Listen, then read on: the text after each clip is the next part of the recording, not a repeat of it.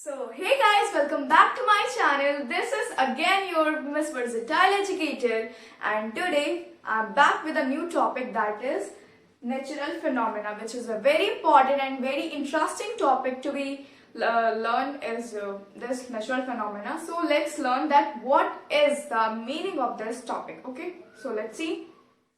Natural. So natural, as the name is predicting, that natural means obtained from nature. Okay, it means that the thing means natural, as we say natural fibers, so like cotton, jute. So I'm not going to that topic, but I'm just trying to explain the name of natural.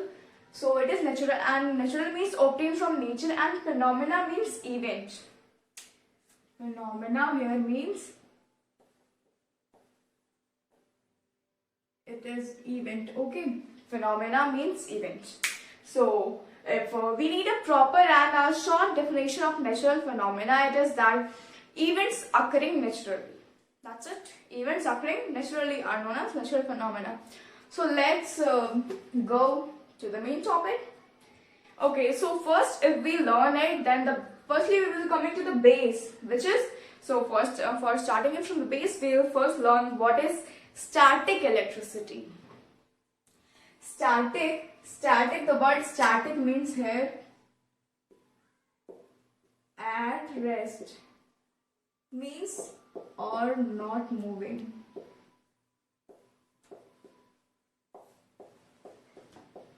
Okay, so what is the meaning of static? It means that it is at rest or not moving. It can be anything, means charge, electricity, or static, anything like static energy, static electricity, static charge, all are same like.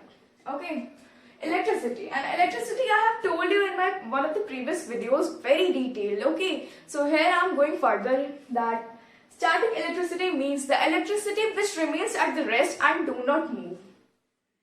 Electricity which remains at the rest and which do not move. Okay, so it is electricity, static electricity, and its study is known as electrostatics. Let me write it. Study is known as electrostatics. Okay, so what is if you are asked a question that what is the study of static electricity called? So it is nothing but electrostatics. Yeah, right, electrostatics. Now next our topic to be covered is charged and uncharged bodies. Now what is charge? I'll be coming to the topic charge. Charge, an atom. In an atom, if we are having, if an atom like Na, let's take example of Na. Okay, this is an atom. Yeah, actually this is an atom. So if it is having a charge over it, means if it is having a plus charge or a minus charge, then it is said to be charged.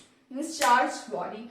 Like charged body, if we talk, yeah, very good example is that if we take a scale out of our pencil box, and then if we rub it to our dry hairs, and then if we take it to near to the papers, bits of paper, small papers, then it will start attracting those papers to the scale.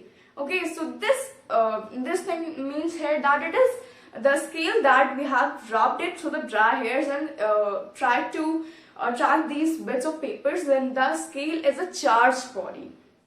Means it is charged. Charged means it has got the power, it has got the ability to means just attract anything, attract any lightweight item towards it. Okay. So next is uncharged body. Uncharged means not charged. Yeah, right? So if charged body is the scale rubbed with dry hair, then uncharged is nothing but a simple scale brought out of our pencil box. Okay, if it is not rubbed, then it is said to be uncharged body. Now let's come on to an atom. It is a very detailed topic. So let's firstly make the structure of atom. Okay, let's do it. For making the structure of atom, firstly let's do it. It's a very interesting topic. Okay, here we are having a circle over here in which we are having these What are these plus? Okay, I'll be telling you very briefly about this topic. Then here is this. Okay, now it is this one more circle.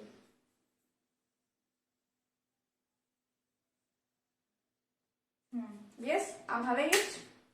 Now let's complete this diagram. Then I'll be explaining you very deeply. What am I doing? Let me explain you. So here I'm making a circle minus circle minus circle, circle minus and this. Okay, I'll be doing it all over here. Now on the next circle, let me do it. Okay. Then circle, then minus, minus, minus. What am I doing? Okay. Yes. So it is the complete structure of atom. Okay. So this is an atom. It is means if we talk it about very deeply and very undergoing it, then we are having overhead. What are the dots? So there are three kinds of charges. Okay, there are three kinds of charges, which are electrons.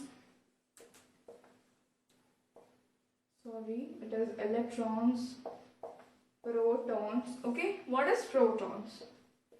Protons and electron, proton, and neutrons. Yes. Electrons. Electrons are having minus charge on them. Like if we have to label it overhead, then we can tell that these means this thing means revolving over the orbit, revolving over it is known as electron. Means what we call is this is electron. These minus charge. Okay, so we can tell that electron is having a minus charge on it. Then is proton. Proton is having a plus charge, means a positive charge, which is over inside the orbit. Okay, it is proton. Then is these dots. What are these dots? We can relate that here is a neutron and here is a dots and nothing having a no charge on it.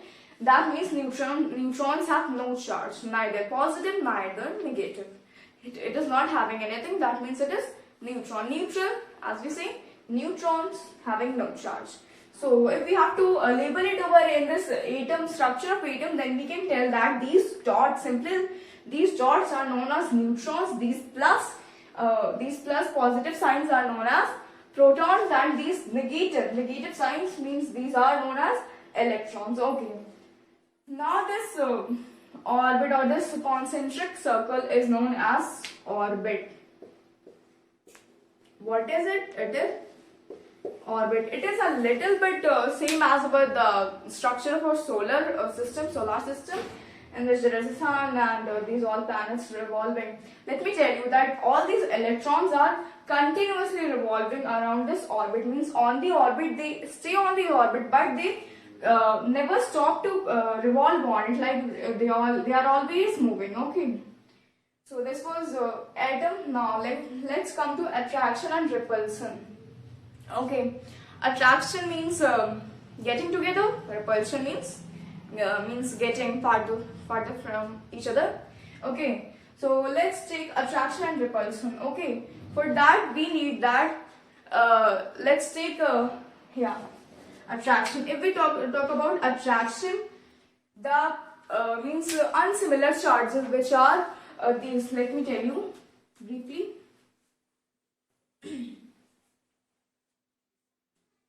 Like in positive and negative and positive. Okay, so attraction, which kind of charges do attract each other? Unsimilar charges means opposite charges, opposite nature of charges attract each other.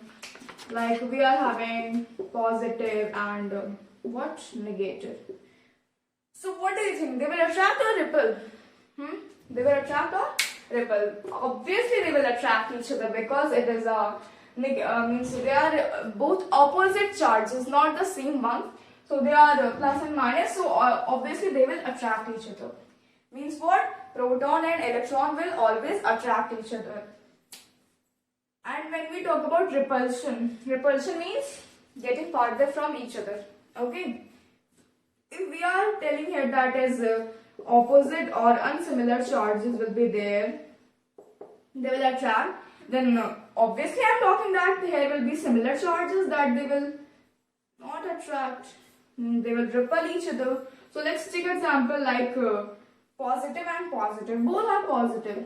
So here obviously as I have told you, it will repel each other, means proton and proton, if we bring two atoms near to each other, that both the items are having the same charges, then they will repel each other. Okay, this topic is completed. Now let's come on to lightning. Lightning, we here is the weather is today's nowadays weather is very means likely to be lightning and thunder. We are just means listening daily that lightning has been done, thunder is there, lightning is there, thunder is there. So let me tell you what is lightning and what is thunder. Lightning, light, yeah, something like light. It will be related to light something. So as you must be knowing, the clouds in the sky are, they continuously roam into the sky. They do not stop. Or why do they flow, or why do they just revolve or be in the sky?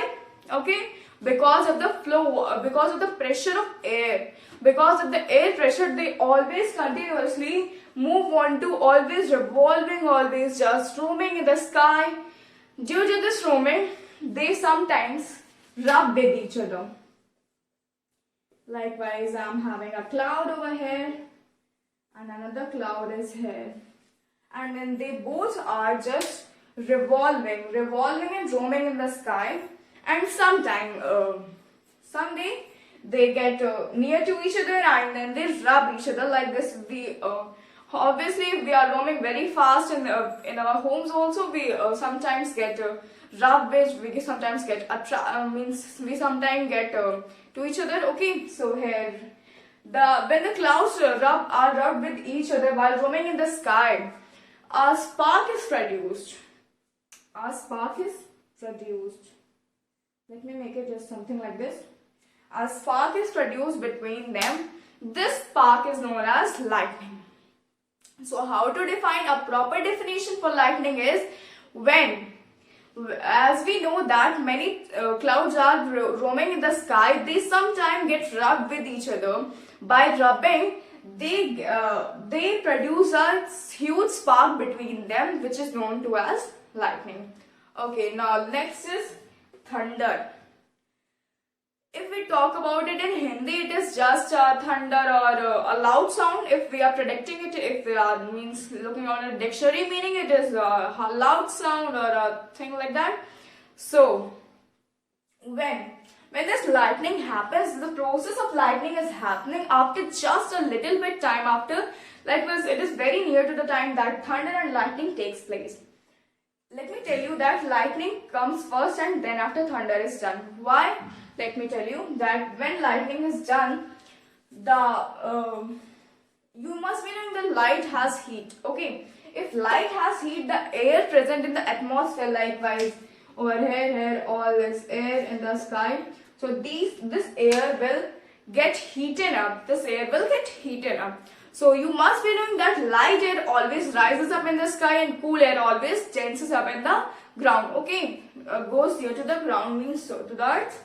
So as this air gets very much heated and it gets hot, so that it gets risen up in the sky. Okay, it all gets risen up, and then this space is vacant.